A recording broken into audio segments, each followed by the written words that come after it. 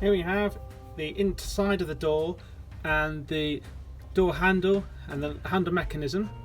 In this part I'm going to be removing the door handle mechanism and the locking latch, and I'm not going to be installing the old mechanism on the door, on the new carbon door.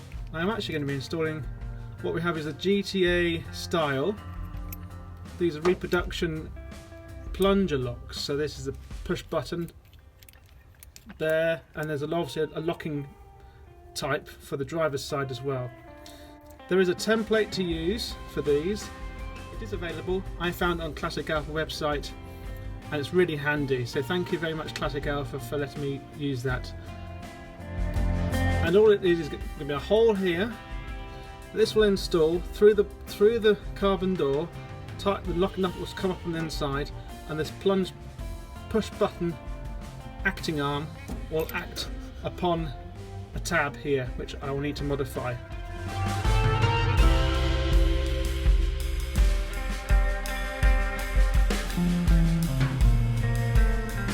So this is a little door handle, chrome, aluminium, which goes on the outside of the door, and it will fit alongside the new push button lock.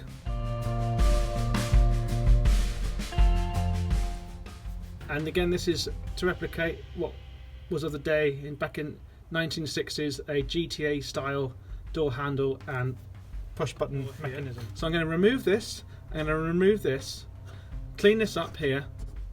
So let's remove these bolts and take it out.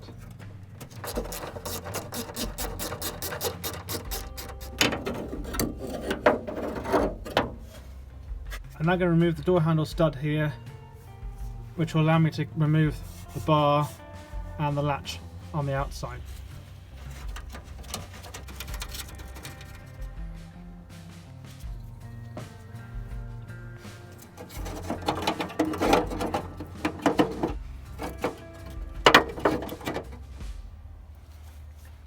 With the door latch mechanism out of the car, I can now see what I need to keep. So I need to remove the door handle, this extension arm here, the pivot points here, so these will just pop off here and here, and I want to keep the bar that attaches to the internal door handle, and I want to keep the mechanism here. Now I'm just going to remove this assembly and put it to one side, discard it and keep it for another day. What I do is keep all my parts, because one day the next owner might want to put some of this part together again, so it's always important, and these are quite rare parts, these.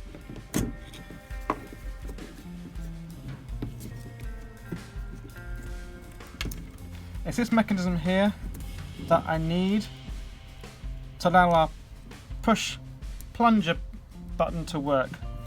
It'll act upon here once it's installed in the car, so I do need to make a tab and bring this up 90 degrees or so, maybe even 45 degrees, because it's going to come in from this angle here.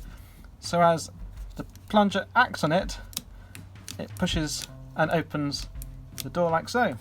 I'm going to get this mechanism nicely up now. I think it's zinc plated, so it's all fairly good condition. I'm going to put it into the ultrasonic cleaner, strip it back as much as I can, maybe a new sleeve on there, and maybe a new sleeve on here, and it'll come back as good as new. I'm at the stage now where I'm come to fit my door handle to this carbon door on the driver's side. This is the bit I've been most nervous about, is actually drilling a hole in here. I've got to put I've also got to fit the door mirror. The template I've got is off this ridge line that runs all the way on the top of the door.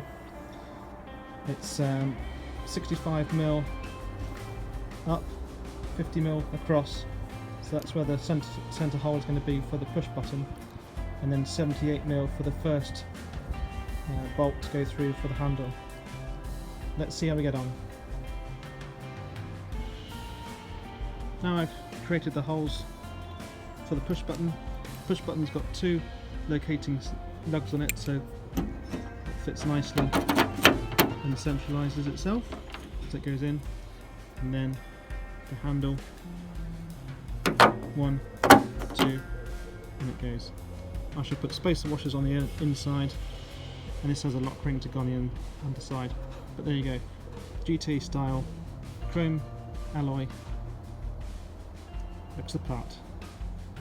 I've just finished installing the push button, and this bracket has a fabricator's bracket up in here, and actually riveted it to this plate, this arm lever. I also put a new pivot in here, so there's no play in it whatsoever when it comes to actually pushing the button. Want a nice feel to it, so as you push the button you can see the mechanism working nicely.